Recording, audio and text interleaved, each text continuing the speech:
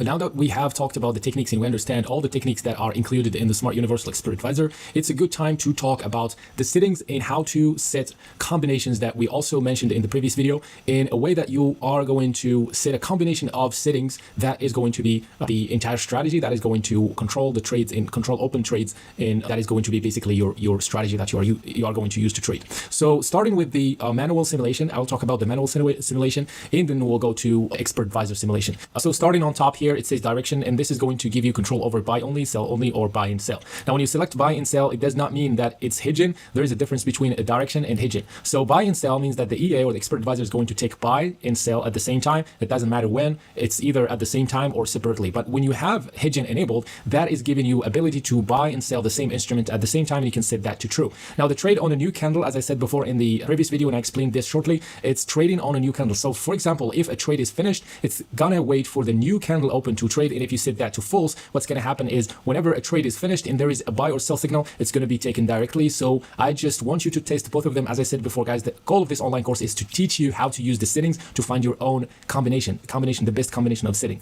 So there you have the lot size here, and you have actually two types of lot size. You have the fixed lot size, and if you select that to fixed, you're gonna use this lot size tab here, and it says whatever lot size you want, it's 0.01. And if you choose the auto money management risk percentage, that is going to be used with this tab here, and you select whatever percentage you are comfortable with, for example 2% or 1%. It depends on what you are selecting here. So if you're selecting this one, then we're going with the second tab here. We are taking percentage of the balance, but if you are selecting this one here, you're going with the lot size, which is fixed. Now, using the stop loss, you can turn on or off using the stop loss. If you turn it to true, what's going to happen is it's going to open it's going to set a stop loss. Now here you can set the number of points that you wanted the stop loss to have. By default, it's set to 5 points, and this is 5 points, which means that it's going to be less than 1 pip. What you're going to do, this is half pip. What you're going to do is you're going to like select whatever number of pips. Like if you wanted 10 pips, you're going to select 100 points, knowing that 1 pip is 10 points. 1 pip is equal to 10 points. So this is 10 pips, and with that 10 pips, it's going to be set the stop loss at 10 pips away from the entry. Depends on the time frame that you are using, on what kind of strategy that you want to use. You kind of have control over that. So you have to set that to true, and you set whatever stop loss you wanted to use. Now, the take profit is always, relating to the stop loss, or the take profit is always related to the stop loss. So the way I set the take profit is it's going to be in multiple.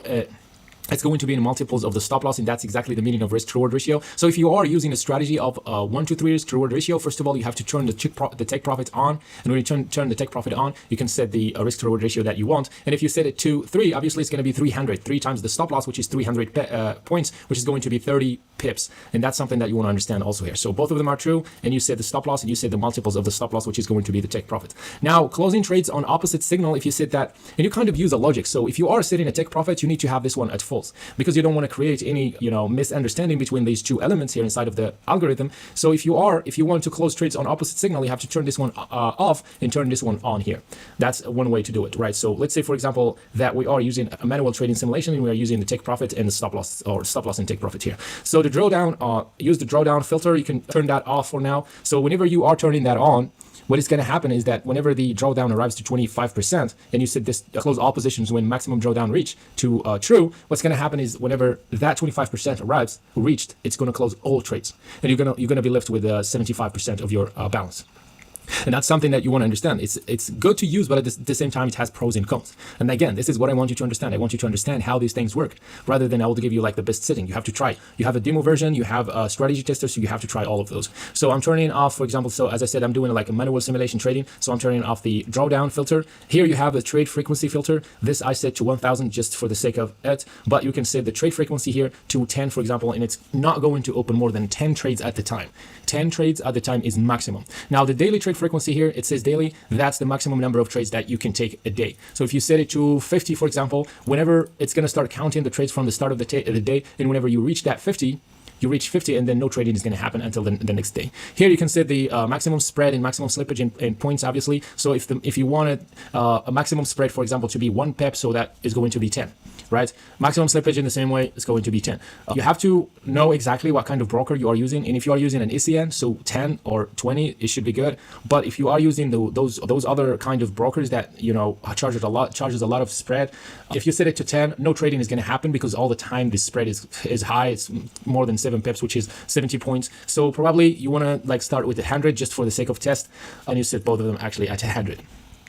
The magic number, you don't have to worry about that. Loss recovery settings, you have to turn it off because that's going to be the algorithmic trading that we have mentioned, that the second strategy. And I just set those strategy for you guys to understand how does it work. But let's say, for example, that I want to turn the algorithmic trading. So if you're turning this to true, then all these above is going to be neglected. The manual trading simulation is going to be neglected. Now we're using a different type of trading strategies. Now, when you set this averaging or loss recovery, which is using the averaging here, and what I mean by averaging, as I said before, is that whenever I get to like normal way of working of this style is that I set a take profit at whatever you set here. This is the global take profit. Let's say, for example, I set it to 100 points, which is 10 pips. So whenever I open a trade, buy or sell, I have no stop loss and I have only the take profit. So at 10 pips, if the 10 pips reaches, then that's good. I get a profit. But if it didn't happen and the price started to go against me, what's going to happen is that I am going to start opening another trade. So basically this trade here that I'm going to open is going to be opened with fixed lot, which is 0.01. Now, if it went against me, what's going to happen is that I'm going to open another sell trade, knowing that the first trade is a sell, another sell trade with 1.5 times this lot size here, 1.5 times that lot size at a distance of 200. If I set that to 200, that's the distance. So 200 away from the first order, I'm going to open 1.5 times 0.01, right? That's the lot size that I'm going to open. And I'm going to do that 6 times. And at 6 times, I am trying, it doesn't mean that it's going to go to 6 times. It's probably going to hit the take profit at the second time or the third time. So the price I sold here, the price went against me, and then I opened another lot here. The price went against me, I opened another lot here. Now I have 3 lots open, right? Of this one, double this one, and this one, double this one. Now the take profit is going to be somewhere here. If the price went back and hit the take profit, then the whole thing is closed with a profit. Now I'm going to do that maximum times of 10, but I have a drawdown reduction that I talked to you about. So I'm using drawdown recovery or drawdown reduction, and it's set to true on the 6th order. Now, when I reach the 6th order, what's going to happen is the drawdown reduction system is going to close some part of the lot size, which means that it's the first order and the last order are going to close, and I'm going to left with 4 orders only. And that way I have less drawdown, right? So that's the drawdown recovery. And I'm going to do that on an average of maximum of 10 orders. And if I reach these 10 orders, no more trades is going to be opening. Now, when you are using the drawdown recovery, you can set 2 types of closing. It's either a fixed point. So when you are reducing the drawdown, actually, you can reduce the drawdown in percentage. So for example, you can do 3% here. And when you do 3%, 3% of the drawdown is going to be closed. And again, when the orders reaches 6, another 3% is going to close again, and on in the same way. But if you do on points, you can choose to do on points, and it's going to set a take profit of drawdown reduction at 3 points or 10 points, whatever you set here. That's something that you want to keep in mind as well. So that's the percentage here, the percentage indent from the drawdown, and that's where you're going to set that 3%. But if you set in the indent for the points, that's when you're going to set like 10 points. So I like to set that 2%, but you have to do your own test. Now, if you do a maximum orders here, that's going to be the maximum orders of the grid, the martingale grid that we are talking about here, or the averaging technique. Now that we are set with that, I have the filters, or I have all kinds of filters here. If we go back to the averaging here, or the algorithmic way of trading, I have a free margin lot here. And if I don't have a $1,000 in my account, I'm not able to open the 0.01. That's the condition here. If you set that to true, of course. So if you set that to true, unless if you have $1,000 in your account, no trade with 0.01 is going to open, because the free margin needed for 0.01 is going to be 100. And this is for safe trading. That's the meaning of this filter. It wants you to trade safely, because now when you have a $1,000 account, the minimum that you can open is 0.01. And then you can, when you open 0.01, you are going to be able to take profits at 10 pips. Now 10 pips, you take profit, at the other 10 pips, you take profit. Unless if this happens and you fall into a loss recovery system, then you need at least 1,000, because you're going to fall into a drawdown, possibly, and that drawdown during that drawdown, you have to have at least 1,000, because this also tells you that safely you need $1,000 in your account to trade this kind of thing. Unless if you are using a manual trading, now this manual trading is a lot more safer, right? So you can use whatever lot size that you have. You can use even 500, because this one is going to be turned off, obviously.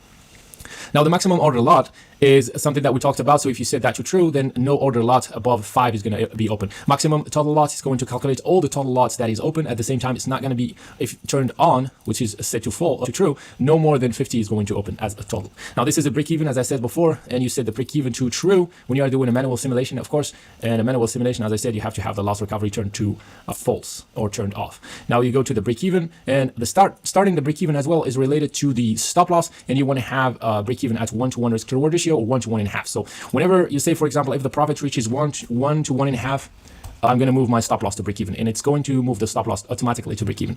This is the trailing stop using the ATR, and you have the ATR settings here. You can set the ATR indicator to whatever setting you want. It's set by default to 14 and 3, and then you can use the ATR trailing stop here, also related to the stop loss. So when are you going to start trailing the stop? So if you set that to 1.5, then whenever the break even happen, you are going to start trailing your stop using the ETR. So the trailing stop is going to start, and it's going to start trailing the stop towards your profit side. Now, trailing stop by points, obviously, and this is something that everybody knows. So you want to, if you are turning this on, obviously, and this is the logic that I want you to understand, you have to set this one to false so that you don't create any confusion inside of the algorithm again. So you turn only one kind of trailing stop, and I'm going to be adding more trailing stop kinds as we go as well. So when you set the trailing stop by points, you set that to true. You set this trailing start, when is the trailing stop going to start, and the distance and the step, right? That's something that is obvious and self-explanatory. For example, you can start trading from 8 to 12. So you set that to 8 EM here and then 12 PM here, or noon. So, and you are going obviously to be trading only during that time that you specified here. As I said here, trading during the days, if you set the Friday, for example, to false, you're not going to trade on Friday. This is the minimum time between trades, and if you set that to true, then 5 minutes between trades, 5 minutes between each trades. That is going to be the minimum time between every single trade. Now, the news filter is something that you wanted to implement as well. If you are interested, if you're not interested, you can turn that to false. But if you're interested, you can turn that to true, and no trading actually is going to be taken during the news releases. Now, this is the part where you can set your own indicator. You have this drawdown menu here where you can select custom indicator, or you can use the trend breakout catcher as the built-in indicator here. When you set that to custom indicator, as I will explain in the next videos, you are going to set the indicator here, or your indicator name here, like this.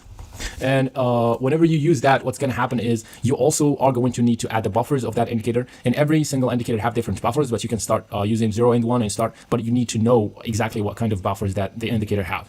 It can be in the market, it can be an indicator that you bought in the market, you can still connect it to the Smart Universal Expert Advisor, or it can be any kind of indicator that you have in the indicator files.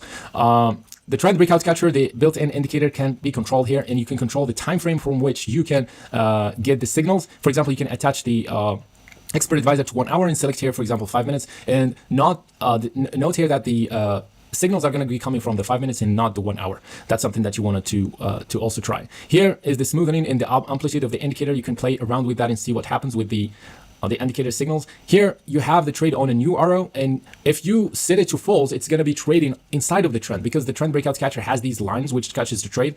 If you set it to trade on a new arrow only, which is true, it's going to only consider the arrows. So if there's an arrow up, it's going to be taking a trade. If there's an arrow down, it's going to be taking a trade to the downside. But if you set it to false, it's going to be taking trades inside of the trend. So if the trend is defined as an uptrend, it doesn't matter where the arrow is. As long as we are in an uptrend, we are going to take a buy signals. And if we are in a downtrend, we are going to take sell signals. That's something that you want to also keep in mind. The maximum bar is something that you don't want to worry about, and the ETR is used to trail the stop. Now, I have gone through the entire settings, and I'm going to be adding more and more settings and more techniques as we go, guys. And I will explain everything as I add them. I will create more videos. And in the next video, I'm going to be talking about the test, the demo version test, and how to test the Smart Universal Expert Advisor. And we'll go into how to add your own custom indicator as well. That's it, guys. See you in the next video.